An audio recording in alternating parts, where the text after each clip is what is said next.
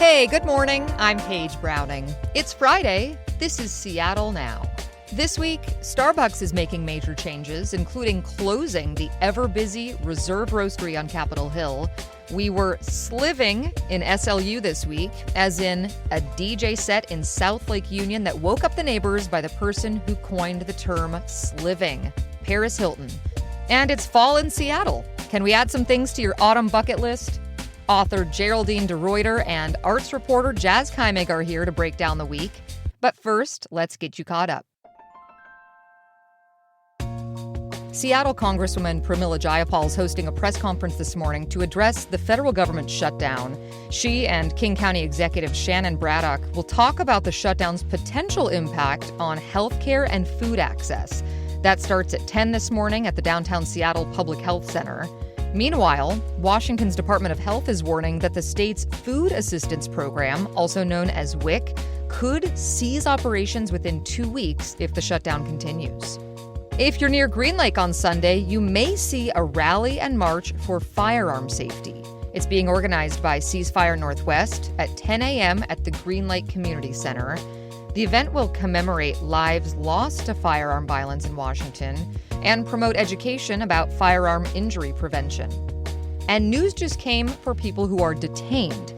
A federal judge has ruled that some migrants held at the Tacoma ICE Processing Center can request bond hearings. That ruling goes up against a Trump administration policy that denied bond hearings for detained migrants. U.S. District Judge Tiffany Cartwright found that holding certain immigrants without bond hearings violates the Immigration and Nationality Act. For now, the ruling only affects Tacoma, but could influence broader legal challenges. That lawsuit was brought by the Seattle-based Northwest Immigrant Rights Project. Check back for more headlines on tonight's episode of Seattle Now. It's Friday again. There's a little chill in the air, some leaves on the ground. Geraldine DeRuiter's here today. She's the everywhereist, an author and a blogger. Geraldine, thanks for dropping by. Thank you for having me. And Jas Keimig is here. They're an arts reporter around town, amongst other things. Jas, great to see you. Good to see you too. Okay, before we dive in, it's been kind of a lovely little start to fall. I'm only talking about the weather when I say that. Time to take the sweaters out and the light therapy lamps out of the closet, make some Thanksgiving plans. What is your favorite thing about fall in Seattle? So I really love fall. And same. I'm such a fall girl. I am. And the thing is, I have a hard time when summer ends because I think we have the best summer in the country. Definitely. But I think there is something beautiful about those like early fall. There's a little bit of crispness. The leaves start to come off the trees. The thing is, we don't always get those days. We get like the torrential rain. We get really unexpected weather. We don't know what we're going to get. So if we get true fall days, I'm all about it. I just hate the unpredictability of it. That is fall for Seattle. Yeah. What I love about fall is scarecrow videos, like psychotronic challenge that they have every October. Ooh, wait, what is that? So basically it's a challenge where every day of October you have to watch a certain movie that like fits within the psychotronic theme. So, and psychotronic means like films that kind of relate to like horror, sci-fi, fantasy with a kind of like a, not like A-list budget, but like maybe kind of like a B film. Is that part of the challenge? It's a little more of a B film? Yeah. Can you give us an okay. Yeah. Can you give us an example? Set the scene. Yeah. So like every year they change up like each of the requirements. So like October 1st, like the first film that you were supposed to watch was like one that has introducing in the title. So it's like some movie star's first film that is like horror or sci-fi or fantasy. So they list out every single day and you can watch it in whatever order and it's on their website. And I just use it because I love film, but I'm not as well versed in horror movies. So I always use that as like a way to kind of like kickstart me watching, you know, films that I didn't get a chance to or, you know, films that I had like heard about and really wanted to see. So it's a nice kind of way to kind of tuck into fall and the kind of spooky vibes of Halloween. So. Yeah. Okay. That's cool. I am all over that. I'm trying to look up the list as we're talking. So tomorrow, Saturdays, is Mythical Creatures. Though they are hard to capture, you must see one in this feature. Okay. So there's your Saturday challenge. Yeah, and All right. they post like recommendations of what to watch that fit within the theme. So if it's kind of like obscure, like someone getting picked up by a truck, you know, a hitchhiker getting picked up by a truck, they'll tell you what films have that and you can watch. So Fall does sort of have a distinct feel to it here. Is there something, Jas, I know you're doing the Psychotronic Challenge. Is there something else on your fall bucket list, something you do every year or you want to try for the first time this year? I went to my first pumpkin patch of my life like 3 years ago. I'm obsessed. I am obsessed with I'm obsessed with Swoon. like pumpkin patches, corn. I did my first corn maze there. I got lost with my friend's kid. We were running around in circles. We did apple cider donuts. It was everything fall. And I was so deeply into it and so excited in a way that it was kind of maniacal. Like I was just so thrilled because it was so... It's such Americana and it's so wholesome. yeah. I don't know. There's something great about it. I will also say, too, I am a sucker for a decorative gourd. Oh, so am I. Oh, my house already. There's about 8 of them. Wow. Yeah, I have a silver platter filled with decorative gourds. There and we I just go. have it on my coffee table. They serve no purpose other than to be decorative gourds. It's great. It's the best time of year. You join that Americana with absolute horror. Plenty to do this fall, but we got to move on to the big story of the week. Some major changes are coming for one of Seattle's signature companies, Starbucks. They're closing hundreds of stores across the country, including 10 here in Seattle, the hometown. Among them, a crown jewel for Starbucks just closed, the Capitol Hill Reserve Roastery. Starbucks actually calls their reserves theatrical, experiential shrines to coffee passion. Sorry. What?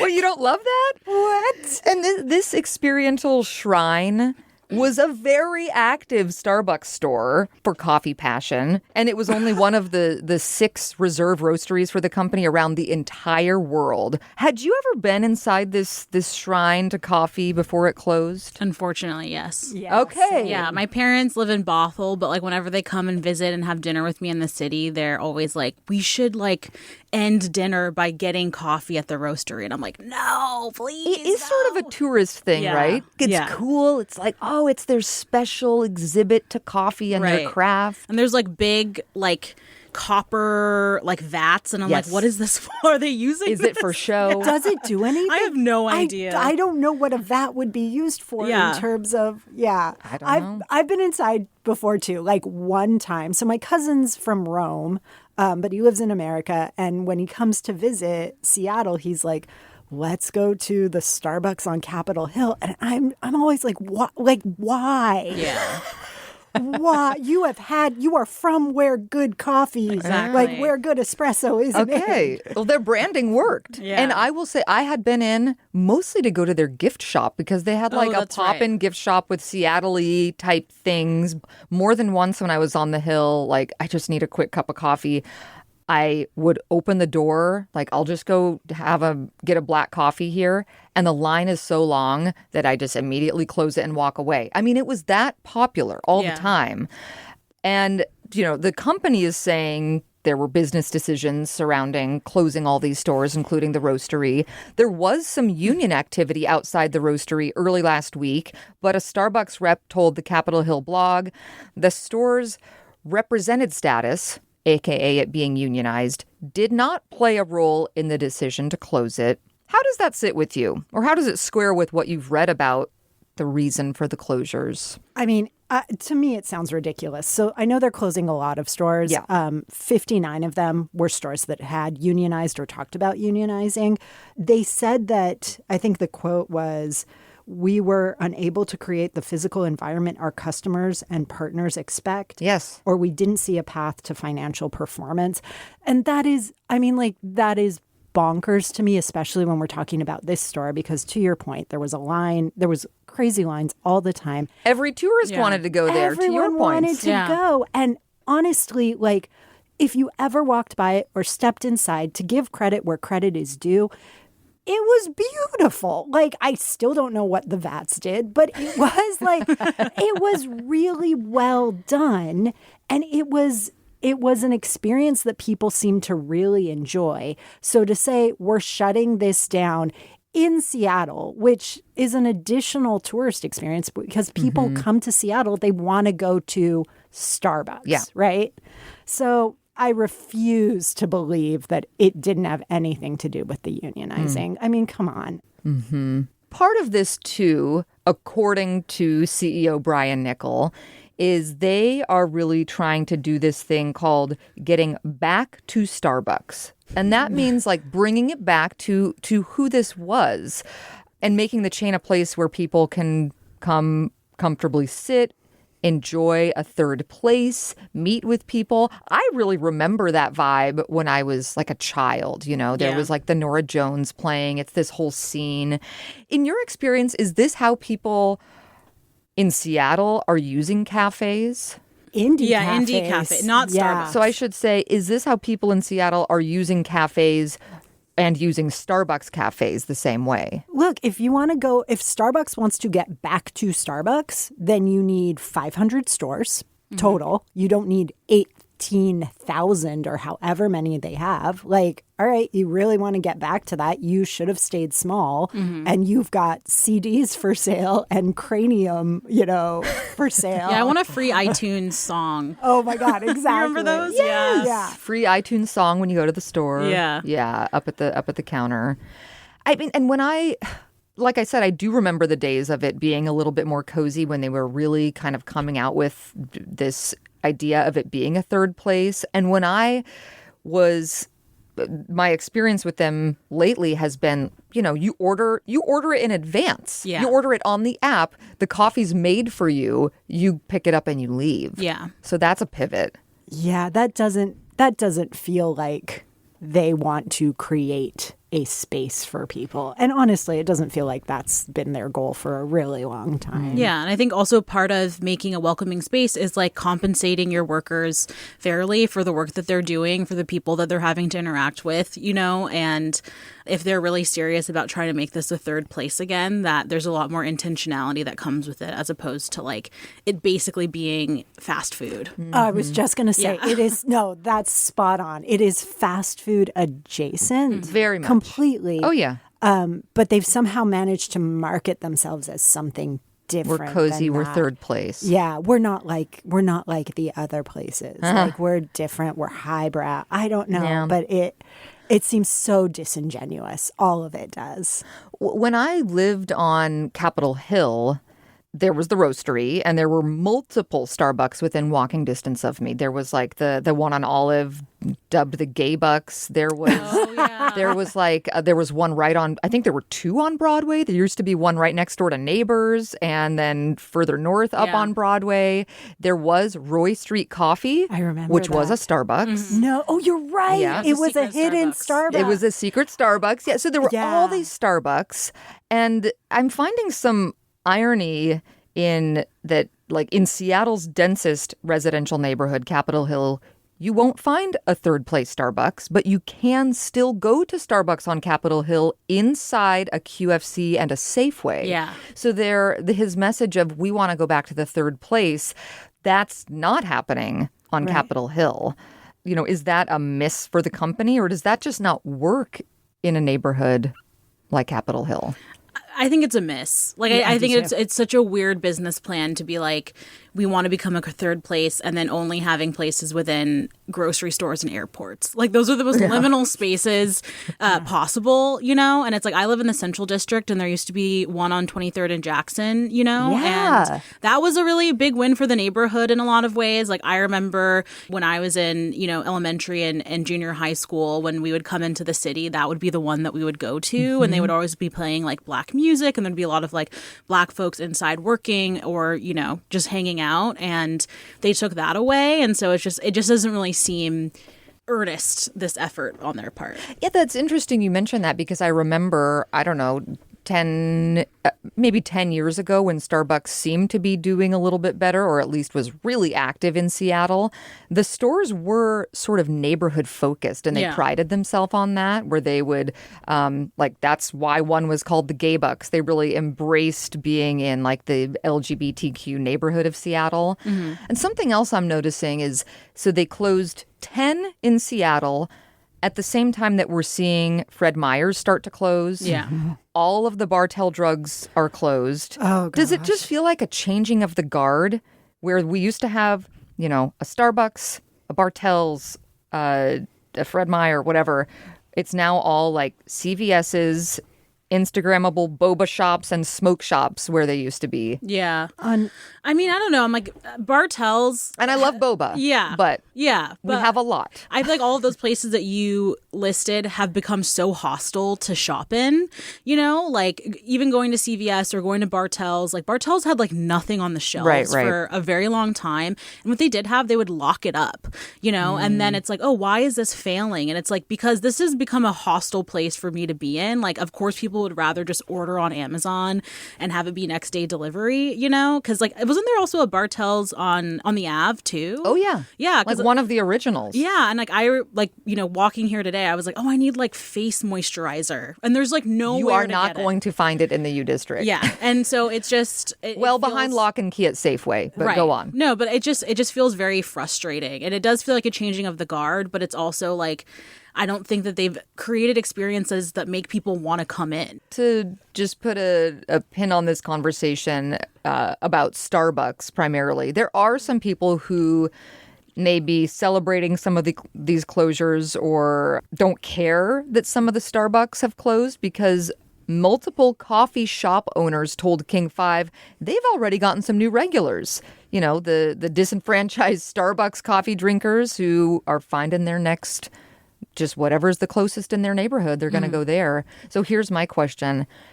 If not the Reserve Roastery, the next time you have your out-of-town guest come, where would you actually want to take them to display the coffee culture in Seattle? Vivace is like one of the best espressos in Seattle.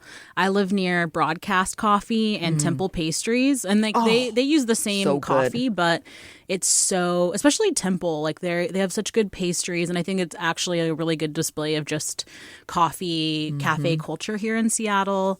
I like Victrola. I think all of those places feel really, really good to show and are cool and have, sell their beans and all of that. So that's a good list. Yeah. Geraldine? This is my dark confession. I don't drink coffee.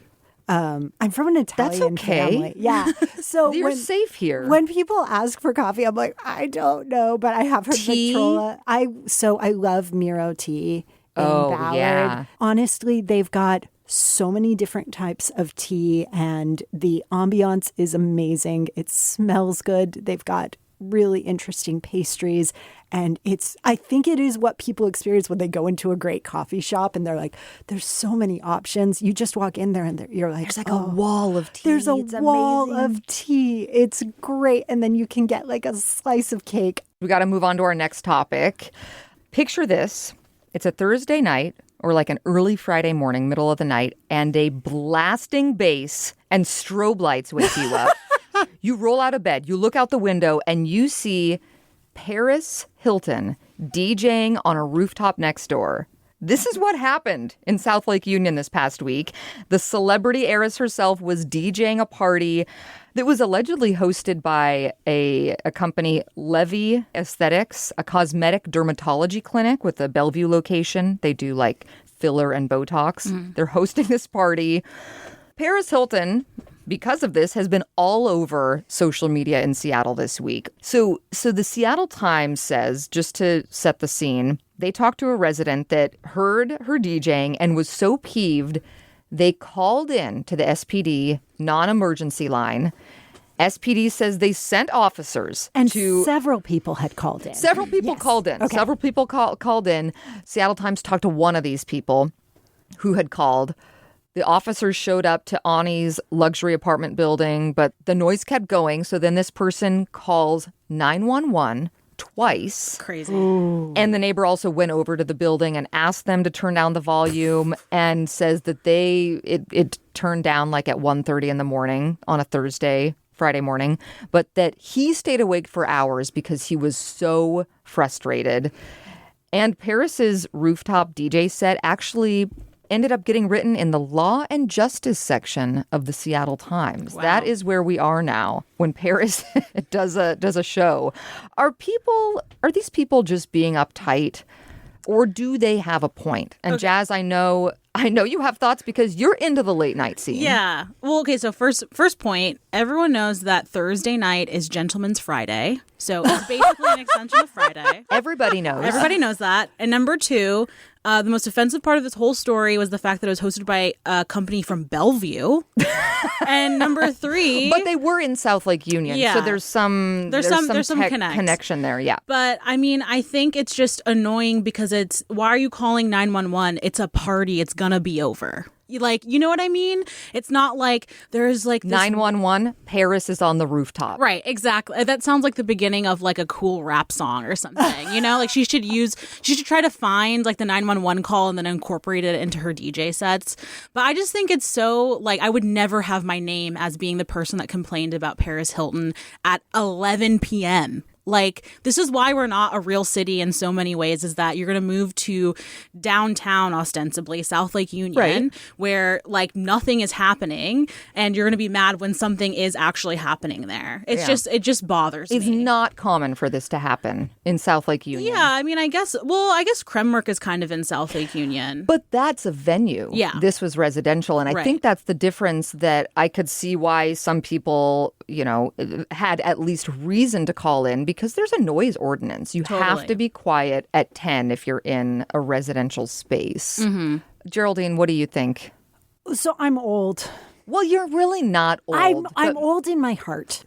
Cities are noisy. And I think that this is one of those times where Seattle is fighting. We still have this kind of small town mentality that hits its head against the fact that we are a city. Mm-hmm. And this keeps happening. And sometimes I find it too. I'll grumble about something, people will get onto the light rail before you are allowed to get off. Oh. Yeah, and I'm bad. We just cannot quite figure it out. Right? Out then in.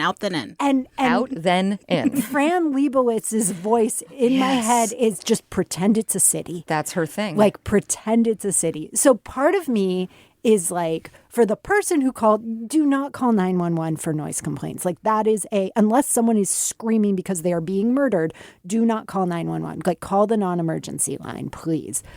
That being, and this is coming from you, Geraldine, who is not, to your own description, you're not out until 3 a.m. You're not one of the people at the DJ set, but you're still saying... Oh, no. 8:30 p.m., my brain starts to shut down. Sure. Right? But I also think in terms of pretending it's a city, we all have to live together in a way that is kind to one another. So I just wonder, that rooftop deck doesn't belong to one person. It belongs to all of the people in the building. Mm-hmm. I would call in only if it was something that was consistently happening every night or every single weekend, and it was really loud, and it just was a consistent thing. But I think for a one-off, complain to your group chat, don't call 911. Yeah, that is so annoying to me. I'm sorry. Interesting. Well, and I think you, Geraldine, you make a great point that this, it's a city. Things are going to if we want to be in a city, things are going to happen. One noise wake up that I encountered, which was actually before the 10 p.m. cutoff, but I was preparing to be on the morning show the next morning, a 3 a.m. wake up. I'm in bed, about to fall asleep, and I start hearing someone playing Pitbull very loudly. No. Yeah, that's bad. No, that's but bad. then I realize, and I was living in Eastlake, I realize that is Pitbull playing at Gasworks Park. And the sound is emanating across the lake all the way up into my apartment several blocks away. So that was my wake-up show. But honestly, I kind of loved it. Yeah, that's cool. I kind of loved it. I'm like, oh, that is Pitbull, and this is my lullaby to sleep. Yeah. Mr. Worldwide, you know? Mr. Worldwide at our very own Gasworks Park. And I had that with Macklemore when he recorded one of his videos on Capitol Hill was he on top of the Dicks? And I lived on Capitol Hill. And the thing is, it was so, like, people would sit in their cars and play music, like, along Cal Anderson, where I lived. And they would do that on the weekends. And I was like, fair. And then they started doing it on Thursdays. And I was like, okay. And then they started doing it on Wednesdays and Tuesdays. And I was like, okay, I have to move, right? That was a me thing because I realized this is the culture of the neighborhood. Yeah. That is a me thing. So I moved to Ballard because it was quiet. Oh, So you just wait till we get a rooftop DJ set in Ballard. It's coming. Yeah, I'm like, who could it be? Old Nordic music. Can't wait. And we're going to leave it there. Geraldine DeRuiter is an author and blogger, and Jas Keimig is an arts reporter around town. Thank you, Jas. Thank you. And thank you, Geraldine. Thank you. Appreciate you listening to Seattle Now. Today's episode was produced by Vaughn Jones. It was edited by Andy Hurst. Our production team also includes Caroline Chamberlain Gomez, Brooklyn Jamerson Flowers, and Patricia Murphy. Greg Kramer does our theme music. Seattle Now and KUOW Public Radio are members of the NPR network. I'm Paige Browning. See you soon.